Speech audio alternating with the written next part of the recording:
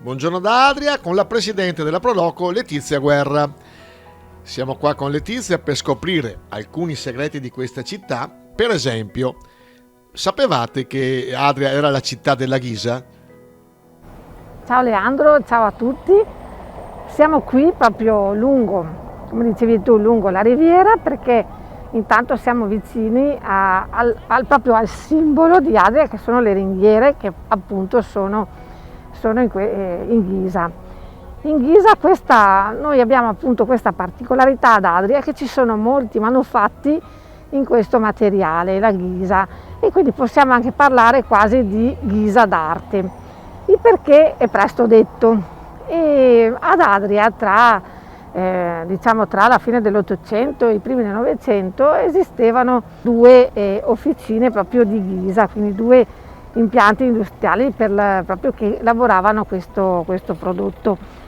E la prima era la ditta Zangirolami e la seconda era successivamente c'è stata la ditta Petronio. Infatti proprio qui su questa borchia di questo pilastro qui della ringhiera troviamo ancora scritta proprio Domenico Petronio Adria, proprio è la ditta che ha realizzato tutte le ringhiere della nostra città, e alcune sono andate perse perché pensiamo a tutti i ponti che adesso non vediamo più. Proprio è un patrimonio prezioso che andrebbe salvaguardato. Eccoci qui sul Ponte Castello, ovviamente, che anche questo è uno dei simboli della città di Adria, e anche qui vediamo la stessa ringhiera ovviamente in ghisa, che riprende il disegno, insomma, che abbiamo visto anche prima di fronte al teatro comunale.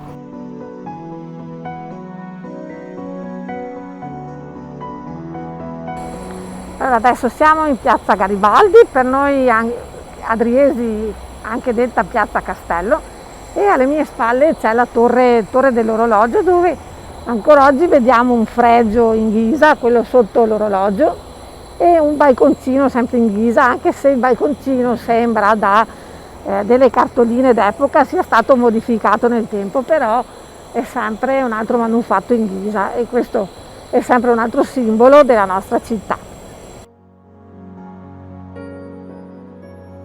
Seguendo sempre il nostro itinerario della ghisa d'arte, da segnalare c'è anche questo balconcino del municipio, che è un pezzo unico perché è realizzato proprio appositamente per il municipio adriese, ed è ancora proprio con la scritta.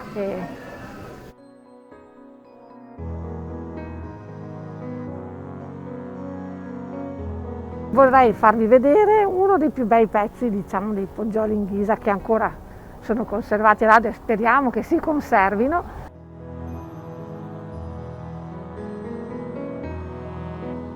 Ecco, quello che abbiamo visto sta anche un po' a significare come la città bisogna anche osservarla con occhi diversi. A volte siamo abituati a passeggiare e non a guardarci intorno, quindi magari a delle volte, alzando un po' gli occhi al cielo, scopriamo queste cose così un po' particolari, come ci sono ad Adria questi manufatti in ghisa, che soprattutto nei terrazzi delle case.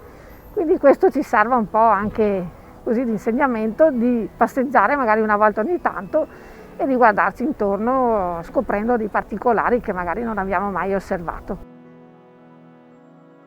Chiudiamo il nostro itinerario con una chicca un po' particolare, perché magari tanti di voi non lo sanno.